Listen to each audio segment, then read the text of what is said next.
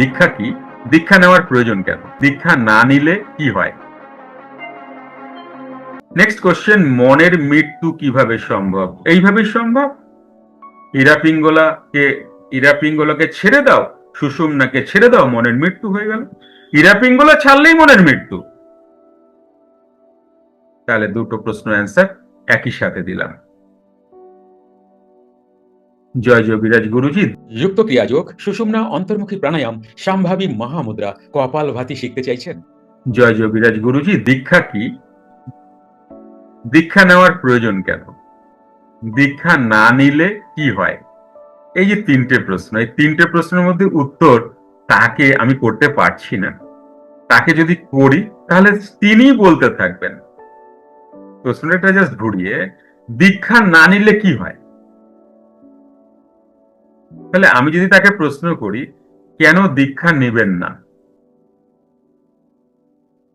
এই যিনি বলতে থাকবেন, এখান থেকে বেরোবে মূল জায়গাটা। তাহলে দীক্ষা নেওয়ার প্রয়োজন কেন? দেখো, প্রথম কথা হচ্ছে দীক্ষায় দক্ষতা বাড়ে, বোঝা গেল। আর প্রতিটা মানুষ এটা চাইবেন যে তার দক্ষতা বাড়ুক। সাংসারিক দক্ষতা তার প্রচুর আছে, অসুবিধা নেই। আর সংসার তো না জেনেও করা যায়, ঘাত প্রতিঘাত বেশি থাকে, বাট না জেনেও সংসার করা যায়।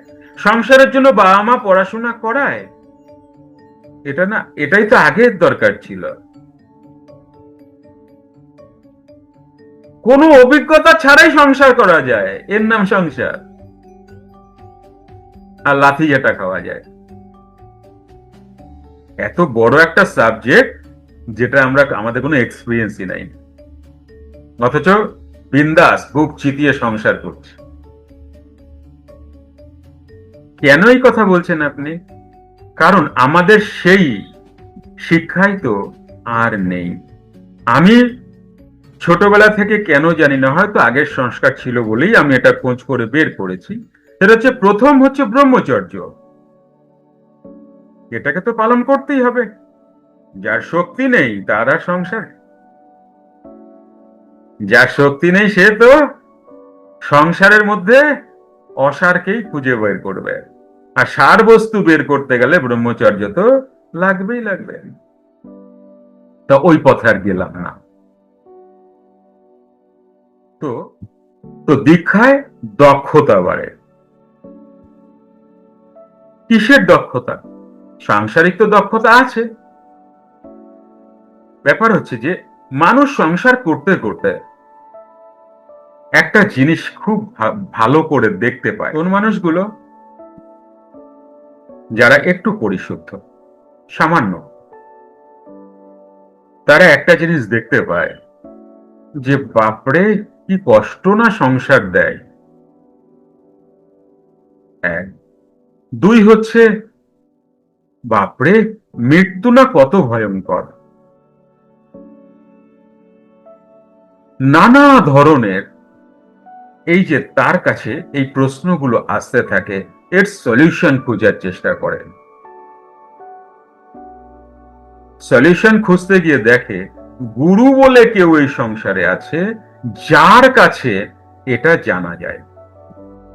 মূলত এই যে দীক্ষা নেওয়ার প্রয়োজন এটাই, যে তার যেন দক্ষতা বাড়ে এবং তাকে যিনি সন্তুষ্ট করতে পারবেন, তাকে যিনি এই জন্ম মৃত্যুর ওপারে নিতে পারবেন, তাকে যিনি শান্তি দিতে পারবেন, সুখ দিতে পারবেন, এই আশায় মানুষ দীক্ষা নেয়।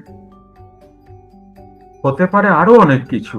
এক একটা মানুষ এক একটা ইন্টেনশন নিয়ে, অভিপ্রায় নিয়ে দীক্ষা নেন। কার যে কি সেটা স্পেসিফিক ওইভাবে বলা যায় না। তবে এটা বলা যেতে পারে যে কোনো অসুবিধার কারণে সুবিধা করার জন্য মানুষ গুরুকে খোঁজ করে। যে কোনো সেক্টরে হতে পারে তিনি মন দুঃখী, হতে পারে তিনি এমন কোনো কারণে তার মধ্যে খুব অশান্তি রয়েছে।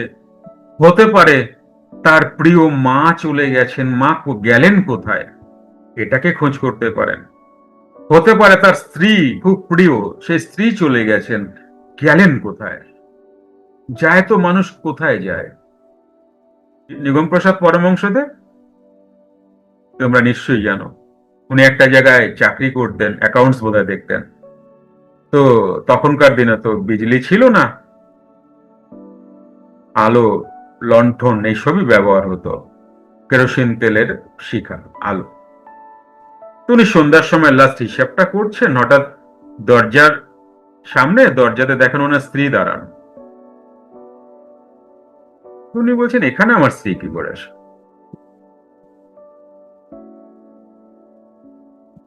উনি উঠলেন, উঠে জাস্ট পেনটা রেখে আলোটা নিয়ে দেখলেন কেউই নেই,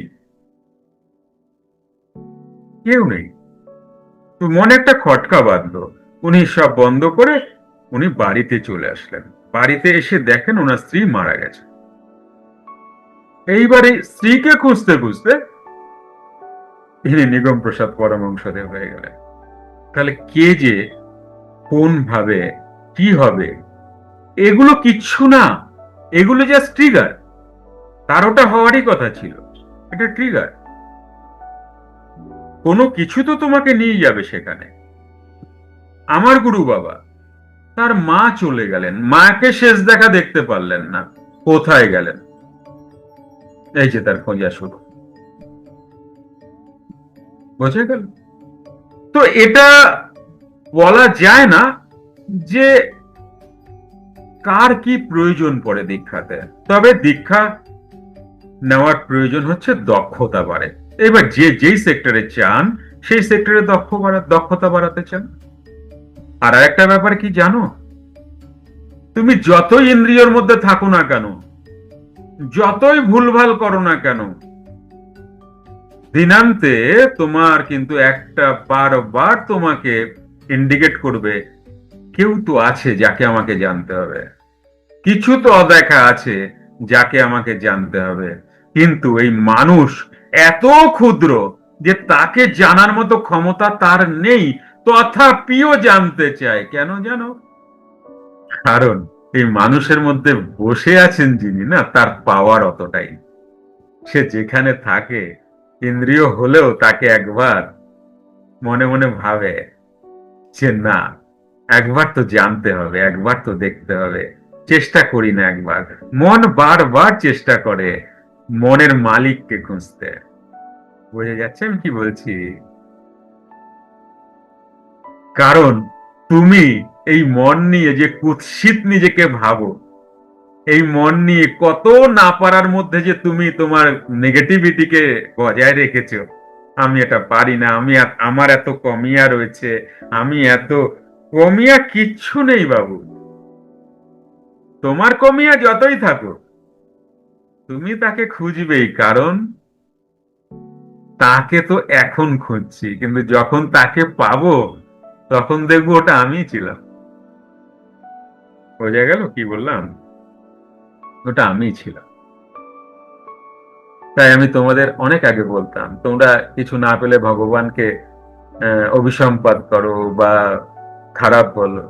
অ্যাকচুয়ালি তুমি তোমাকে বলছো, ভগবান আর কেউ না, তুমি হচ্ছ, তুমি তো স্বয়ং হচ্ছ।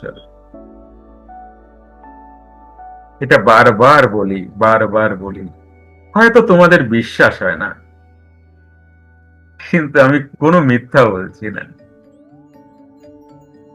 তুমি স্বয়ং ভগবান হচ্ছ। স্রেফ খুর দিয়ে কেটে দাও, কি কাটবে? হীরা পিঙ্গলা সুষুম্না। আগের রবিবারই তো পড়ে গেলাম নাকি, হীরা পিঙ্গলা সুষুম্না। দীক্ষা না নিলে কি হয়? দীক্ষা না নিলে তেমন কিছু হয় না। দীক্ষা না নিলে তেমন কিছু হয় না, সবই তো হয়, বিয়ে বাড়ি টিয়ে বাড়ি সব যাওয়া যায়, অসুবিধা নেই। বরঞ্চ দীক্ষা নিলেই মুশকিল, জীবনটাকে একটা শৃঙ্খলের মধ্যে আনতে হয়। দীক্ষা যারা নেবেন না তারা তো বিন্দাস, কোনো অসুবিধা নেই। দীক্ষা না নিলে আচ্ছা, দ্বৈতদের একটু কথা বলি। দীক্ষা না নিলে আবার কিছু দ্বৈতরা বলেন তোমার হাতের জল স্পর্শ করা যাবে না। তুমি কে? তুমি অপবিত্র, তুমি জঘন্য মানুষ, তুমি নরকের কীট, তোমার হাতের জল আমি গ্রহণ করতে। আর যিনি এটা ভাবছেন, যিনি বলছেন, তিনি পরম পুরুষ। আর তুমি কৃষ্ণ মন্ত্রে দীক্ষা নাও নাই, তোমার হাতে জল খাওয়া পাপ। তোমার হাতে জল খাওয়া প্রস্রাব খাওয়ার সমান। জানো, এরকমও শুনেছি আমি। হাত জোর করে বলি, এগুলো নয়, এগুলো মিথ। এটা নয়, এটা নয়, এত সংকীর্ণ নয়। তোমার দীক্ষা না হলে দেখা করো, তোমার জল দিও, আমি পান করব, কোনো অসুবিধা নেই। এরম না ব্যাপারটা, যে দীক্ষা তোমার নেই বলে আমি তোমার হাতে জল পান করতে পারবো না। ইচ্ছা করো না কিছু বলতে, তো ওপরে থুতু ফেললে কি হয়, নিজের বুকে আসে। সামনের জীবনে বলবো ওখানে, সামনের জীবনে তো দ্বৈততে যেতে হবে না, শুরু থেকে অদ্বৈত। কারণ আমার বাবা মাও ক্রিয়াবান এ জীবনের, আমার বাবা মাও ক্রিয়াবান। তো সুতরাং আমি বাবার কাছে মত নিয়ে নিছি, আমার মা বাবা একই থাকবে।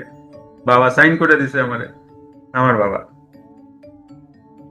তো সুতরাং সামনের জীবনে পুরোপুরি অদ্বৈততে আসবো, তখন কিছু বলতে পারি। এখন বলবো না, জানো, কারণ এখন তো আমি, খারাপ লাগে এগুলো শুনলে, জানো। আর যাদেরকে বলা হয় না তারা খুব দুঃখ পায় গো, আমি ফিল করেছি।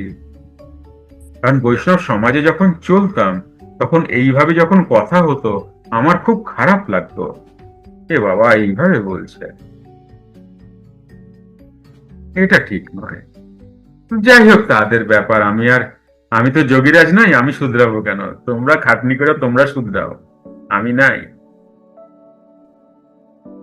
এইসব আমি কি ভাবি জানো, কেহ আমার না, কারুর আমি না। আমার দরকারই নেই তোমার শুধরানো। তুমি শুধরালে শুধরাও, না শুধরে যোগীরাজ বুঝবি, আমি জানি না। আমার তুমি না, তোমার আমি না, আমার কাজ না এটা, এটা ভগবানের কাজ, ভগবান করুক, আমার না। আমি তার নকর চাকর ভাই, আমি কেন ফাউ কথা বলতে যাব? আমার কাজ সাধনা, আমার তোমার ভুল ধরার কোনো দরকার নাই। আমার তোমার বোঝানোরও আমার কোনো দরকার নেই। তাহলে হয়ে গেল এটা। দীক্ষা কি? আচ্ছা, ওপরে ছিল দীক্ষা কি? দীক্ষা তো বললাম মোটামুটি, যাহাতে দক্ষতা বাড়ে। হ্যাঁ, আইসে, আসে না? দাঁড়াও তো একটু দেখে নি এই প্রশ্নটা, একজন করছে। হ্যাঁ, যোগীরাজ সম্পূর্ণ প্রচার বিমুখ ছিলেন, তবে কেন যোগীরাজের প্রচার করা হবে?